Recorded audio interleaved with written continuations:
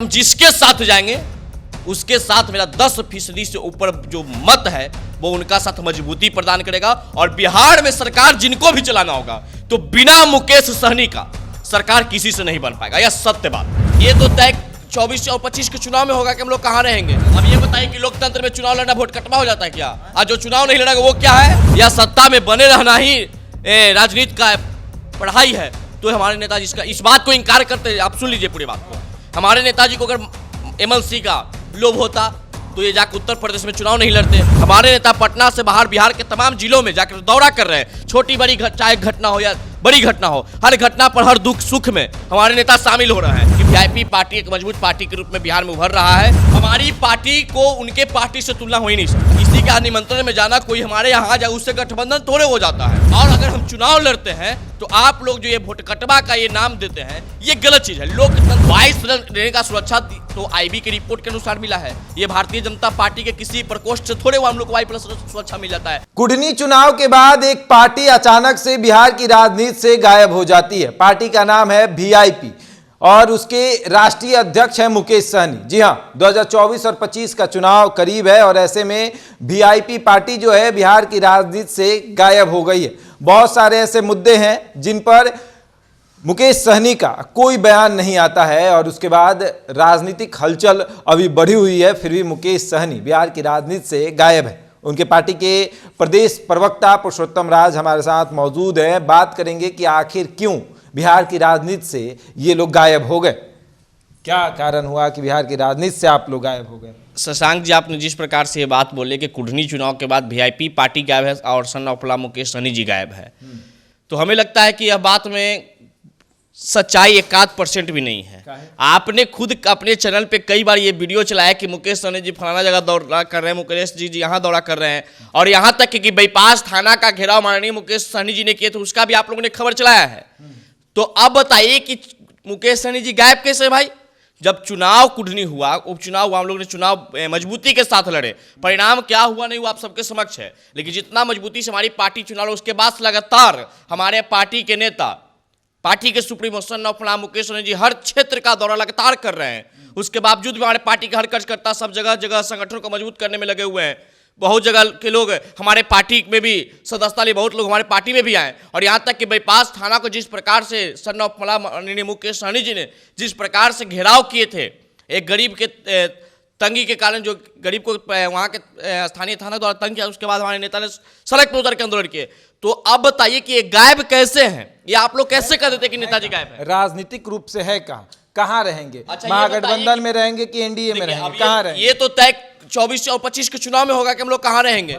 देखिए, लेकिन एक चीज तो तय बात है कि हम जिसके साथ रहेंगे उसका एक तरफ का पलड़ा भारी होगा, क्योंकि हमारे साथ 10% से ऊपर वोट बैंक है मेरे पास। निषाद समाज के तमाम उपजातियां का या और लोग का भी हमारे पार्टी की तरफ जिस प्रकार से लगातार कुनबा बढ़ता जा रहा है, तो आने वाला समय में वीआईपी पार्टी एक मजबूत पार्टी के रूप में उभर रही है बिहार में। जैसा कि आप सबको पता होगा, तमाम उपचुनाव हुआ, विभिन्न पार्टियों का वोट बैंक देख लें, उसके बाद मुकेश सहनी जी का वोट बैंक से तुलना कर दीजिएगा तो वोट कटवा पार्टी का नाम सुने। अब ये बताइए कि लोकतंत्र में चुनाव लड़ना वोट कटवा हो जाता है क्या? आज जो चुनाव नहीं लड़ेगा वो क्या है? वोट काट के तो पार्टी को हरा देते कौन? ये देखिए, अब अच्छा ये बताइए, ये लोकतंत्र में क्या बपौती थोड़े किसी एक पार्टी को चुनाव लड़ने का? ये आप लोग कैसे कर देते भाई कि वोट कटवा है? हारने के बाद पार्टी कौन बनाता है? अरे भैया, कौन बनाता है? हारने के बाद नहीं। देखिए, हम बताते हैं कि हमने कुछ लाया नहीं तो हारा क्या है? हमने सब कुछ बनाया है।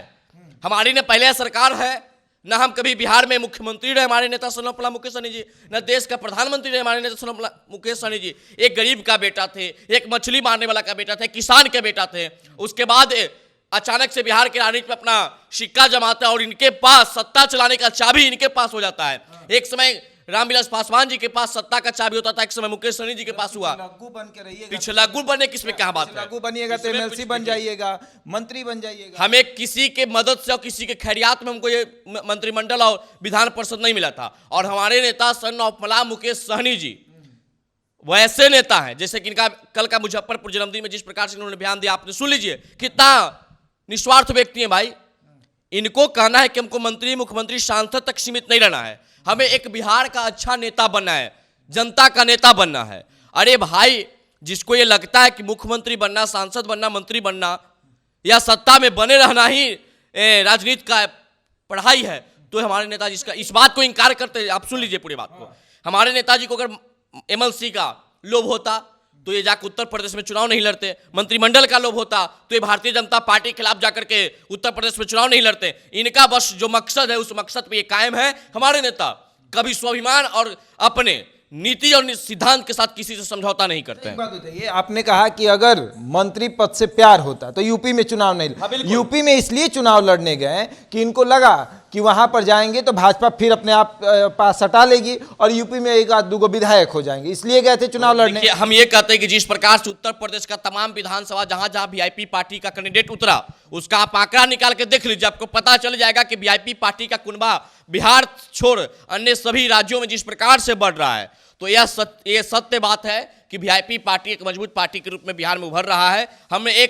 हम किसी पार्टी का तुलना नहीं करेंगे, तमाम बिहार में जो पुरानी पार्टियां जो कभी सत्ता में भी रहा किया है उससे भी ज्यादा वोट बैंक की स्थिति में आज वीआईपी पार्टी है, इसमें कहीं दो राय नहीं है। दो पार्टियां हैं जो बिहार की राजनीति से हमेशा गायब रहती है, जब चुनाव आता है तो सामने आती है, किसी के साथ गठबंधन करती है, चुनाव लड़ लेती है। एक चिराग पासवान की पार्टी और एक आपकी पार्टी। हमारी पार्टी को उनके पार्टी से तुलना हो ही नहीं सकता है। हमारे पार्टी तमाम उपचुनाव लड़ा। आप बोचहा में देख लीजिए 30,000 मत हमको आया, हमने कुटनी में चुनाव लड़ा 10,000 मत आया, उन्होंने भी 2 जगह चुनाव लड़ा 5,000 वोट लाए हैं। तो आप ऐसे किसे कह दिए भाई कि हम लोग गायब रहते हैं? हमारे नेता जमीनी नेता हैं, हमारे नेता हवाई यात्रा नहीं करते हैं, हमारे नेता जमीन पे रहते हैं। आप देख लीजिए कि पिछले 7 दिनों से हमारे नेता पटना से बाहर बिहार के तमाम जिलों में जाकर दौरा कर रहे हैं। छोटी बड़ी चाहे घटना हो या बड़ी घटना हो, हर घटना पर हर दुख सुख में हमारे नेता शामिल हो रहे हैं। तो इतनी बड़ी जमीनी नेता हमें नहीं लगता कि बिहार में किसी पार्टी के सुप्रीमो होंगे जितना हमारे नेता सन्ना मुकेश सहनी जी है। लगातार औरंगाबाद क्षेत्र का दौरा, लगातार सासाराम क्षेत्र का दौरा, बक्सर, शाहाबाद, मगध, उधर देख लीजिए उत्तरी बिहार का जब भी रहते हैं लगातार दौरा करते रहते हैं। ये ऑफिस में चैन से बैठने वाले नेता नहीं है, ये जनता के बीच रहने पर विश्वास करते हैं और जनता के कामों पर विश्वास करते हैं और जनता के मुद्दों के साथ रहना पर विश्वास करते हैं। ये हवाई में रहने की बात नहीं। डगरा का बैगन एक होता है, कहावत है कि डगरा का बैगन ना इधर का ना उधर का। जब आपके नेता को वाई श्रेणी की सुरक्षा मिलती है तो भगवा रंग में रंग जाते हैं और उसके कुछ ही दिन बाद लालू यादव के साथ गुन गाने लगते हैं, लालू यादव का गुणगान करने लगते हैं। भाई कि जब वाई प्लस सुरक्षा मिल गया भारतीय जनता पार्टी के हम हो जाएंगे। अरे वाई प्लस गए थे ना आप, ये कहाँ होली खेलने नहीं गए? अरे भाई निमंत्रण एक देखिए, एक जो होता है व्यक्तिगत निमंत्रण, एक देखिए ऐसा बात नहीं जो व्यक्तिगत हो सकता है कि टाइम उस समय नहीं होगा। अब व्यक्तिगत निमंत्रण को आप राजनीति से नहीं जोड़ सकते हैं। सुरक्षा के बाद देखिए ये इस बात का कोई मतलब ही नहीं निकलता है, जो आप बात हो उसका कोई मतलब ही नहीं है। अरे भाई किसी का निमंत्रण में जाना, कोई हमारे यहाँ जाए उससे गठबंधन थोड़े हो जाता है। गठबंधन के लिए पार्टी का नीति और सिद्धांत होता है और नीति और सिद्धांत के साथ जो समझौता करेगा, हमारे नीति और सिद्धांत पे जो चलेगा उसके साथ हमारी गठबंधन होगी। तो देखिए हमने पहले से भी हमारे पार्टी के नेता सन्ना मुकेश सहनी जी भी हर देखिए जिनका भी गलती होता है या केंद्र सरकार का गलती होता है उस पर भी ये बोलने का काम करते हैं। बिहार सरकार से भी कुछ गलतियां होती है जनता के लिए तो उस पर भी बोलने का काम करते हैं। तो इससे अगर आप लोग अनुमान लगा लीजिएगा कि ये महागठबंधन की तरफ है या एनडीए की तरफ है तो ये गलत चीज है। हम लोग अभी पार्टी की मजबूती पे लगे हुए हैं। यह सत्य बात है कि हमारे पार्टी आज के डेट में उभर रहा है और जिनको भी हमारी पार्टी की जरूरत पड़ेगा तो जो हमारे पार्टी के नीति और सिद्धांत के साथ रहेंगे उनके साथ बिल्कुल हमारी गठबंधन होगा। और अगर हम चुनाव लड़ते हैं तो आप लोग जो ये वोटकटवा का ये नाम देते हैं ये गलत चीज है। लोकतंत्र में वोटकटवा कोई नहीं होता है। लोकतंत्र में चुनाव लड़ने का अधिकार सबका होता है। जो पार्टी लोकतंत्र में चुनाव नहीं लड़ती है वो मरा हुआ पार्टी है। तो हम लोग यह बात को साबित करके दिखाया है कि लोकतंत्र के हिसाब से हमारी पार्टी आज भी जीवित पार्टी है और बड़ी पार्टी बिहार में उभरता जा रही है। किसके साथ जाइएगा? तेजस्वी यादव पीठ पर छुरा घोंपे हैं, ठीक है, और भाजपा तो सामने से ही छुरा घोंप दिया, तो जाइएगा किसके साथ? तेजस्वी यादव के साथ या भाजपा के साथ? देखिए कौन हमारे साथ क्या किया नहीं किया, हमारे नेता कमजोर नहीं हुए और मजबूत हुए। कोई पीठ में खंजर भोंके या कोई सामने से खंजर भोंके। माननीय सन्ना मुकेश सहनी जी तो कमजोर नहीं हुए और मजबूत हुए हैं। और आज के समय में हर पार्टी को मुकेश सहनी जी की आवश्यकता हो रही है, लेकिन हमारे नेता किसी के सामने नीति और सिद्धांत के खिलाफ समझौता नहीं करते हैं। जो इनके नीति और सिद्धांत के साथ रहेगा उसके साथ गठबंधन होगा। हम इतनी जल्दीबाजी में नहीं है कि हमको दम मतलब कि हम ये गिरता हुआ इंसान नहीं है, हम लोग उभरता हुआ इंसान है। हमारी पार्टी उभरता हुआ सितारा है। ये बात सत्य है कि हम जिसके साथ जाएंगे उसके साथ मेरा 10% से ऊपर जो मत है वो उनका साथ मजबूती प्रदान करेगा। और बिहार में सरकार जिनको भी चलाना होगा तो बिना मुकेश सहनी का सरकार किसी से नहीं बन पाएगा, यह सत्य बात है और आने वाला समय में दिखेगा। बिना हमारे साथ रहे हुए कोई सरकार में नहीं आ सकता है। हाँ, ये सत्य बात है।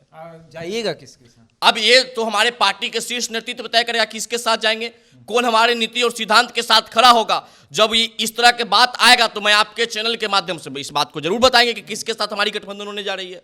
2024 की तैयारी मुकेश सहनी कर रहे हैं। बिल्कुल, चुनाव है, पॉलिटिकल पार्टी है तो तैयारी तो हम लोग हमेशा करते रहते हैं। भाजपा के साथ जाएंगे। अब ये हम तो नहीं कर सकते, शीर्ष नेतृत्व तय करेगा किसके साथ, महागठबंधन के साथ किसके साथ जाएंगे जो शीर्ष नेतृत्व तय करेंगे। बता तो दीजिए। बता दे, हम अपने मन से थोड़े हम बता देंगे। ये पार्टी का बात हुई होगी, शीर्ष नेतृत्व लोग का इसका बैठक होता है, धीरे से ही बता। अरे धीरे, इसमें बात ही कुछ नहीं है। और शशांक भाई, हमसे पहले आपको बात की जानकारी मिल जाएगी कि हम लोग किसके साथ जाएंगे नहीं जाएंगे। मीडिया वाला से कोई खबर थोड़े छुपता है। लेकिन अभी आपको यह पता ही होगा कि हम पार्टी की मजबूती पे काम करें, हम लोग जमीन पे काम करें। हमारे नेता का ये एकमात्र लक्ष्य रहा है कि हमारे कार्यकर्ता जो भी होंगे वो जमीन पे काम करेंगे। जमीन से जुड़ा हुआ मेरी पार्टी है। आप देख लीजिए, हर एक छोटी बड़ी मुद्दा में हम लोग जमीन पे साथ दिखेंगे। भगवा रंग में रंगे हैं अभी हम लोग, रंग क्या होता है भाई जी? रंग से किसी रंग को राजनीति से जोड़ना ये उचित नहीं है। हमारे नेता सब रंग के साथ हैं, हमारे नेता सब रंग के साथ हैं। वायु श्रेणी का सुरक्षा तो आईबी की रिपोर्ट के अनुसार मिला है। ये भारतीय जनता पार्टी के किसी प्रकोष्ठ से थोड़े हम लोग को वायु प्लस सुरक्षा मिल जाता है कि आप इसको जोड़ दीजिएगा। अरे वायु प्लस सुरक्षा एक प्रशासनिक जांच के बाद हम लोग को मिलता है, तो प्रशासन किसी पार्टी का थोड़े होता है ना। उसके बाद थोड़ा नेताजी में ये हो जाता है कि वाई मिला चल जाते हैं, नहीं तो वो भी छिन जाएगा। जिनको होता होगा उनकी बात छोड़ दीजिए। हमारे नेता को आप देख लीजिए, जब लालू यादव के यहाँ सीबीआई का रेड पड़ा तो हमारे नेताजी ने खुलकर ये बताया। तो हमारे नेताजी वाई प्लस सुरक्षा पर ये नहीं लोग, देखिए प्रेस डगरा का बैगन इसको कैसे कर सकते हैं भाई? ऐसा ये शशांक भाई, आप बताइए कि डगरा के बैगन उसको ना कहिएगा जो जाके बिना नीति और सिद्धांत के खिलाफ किसी से समझौता कर ले, उसको डगरा का बैगन कहा जाता है। लेकिन हमारे नेता डगरा का बैगन कैसे? इन्होंने मंत्रिमंडल छोड़ दिया, एमएलसी का पद छोड़ दिया, तो इसको भी आप डगरा का बैगन कहिएगा क्या? नहीं, देखिए भाजपा हटा कहां से देगा? अरे भाई, उनके अपने नीति, हम बताते हैं, पूरा बात सुन, पूरी बात तो सुन लीजिए। हम अपने नीति और सिद्धांत के खिलाफ उनके साथ अगर समझौता कर लेते तो हमको मंत्रिमंडल भी बच जाता, हमारे विधायक भी बच जाते, हमारे पार्टी भी टूट जाता। लेकिन हमारे नेता का यह कभी मतलब नहीं रहा है कि अपने सत्ता में बने रहने के लिए अपने नीति और सिद्धांत के खिलाफ समझौता कभी नहीं कर सकते हैं, और उन्होंने नहीं किया। इसी को कहते हैं स्वाभिमानी व्यक्ति। और इनके अंदर ये जो छवि दिखता है, जयप्रकाश नारायण की छवि दिखती है। जयप्रकाश नारायण भले डिप्टी सीएम नहीं, मुख्यमंत्री नहीं बने, डिप्टी सीएम नहीं बने, लेकिन आज के डेट में बच्चा बच्चा बिहार का जानता है जयप्रकाश नारायण का नाम। वही हमारे नेता सन ऑफ प्रणाम मुकेश सहनी जी कल के जन्मदिन के अवसर पर ये बात बता दिए हैं कि हमको मुख्यमंत्री बनना, मंत्री बनना, सांसद बनना, विधायक बनना लक्ष्य नहीं है। हमको एक बेस्ट लीडर बनना लक्ष्य है, एक बेस्ट लोडर बनना लक्ष्य नहीं है। चलिए, बिल्कुल। तो देखिए, मुकेश सहनी बिहार की राजनीति से गायब नहीं हुए हैं, ये उनके प्रवक्ता बता रहे हैं, और ये भी बता रहे हैं कि 2024 और 25 का प्लान क्या है। बहरहाल इस खबर में इतना ही। बने रहे हमारे साथ और देखते हैं द इंडिया टॉप।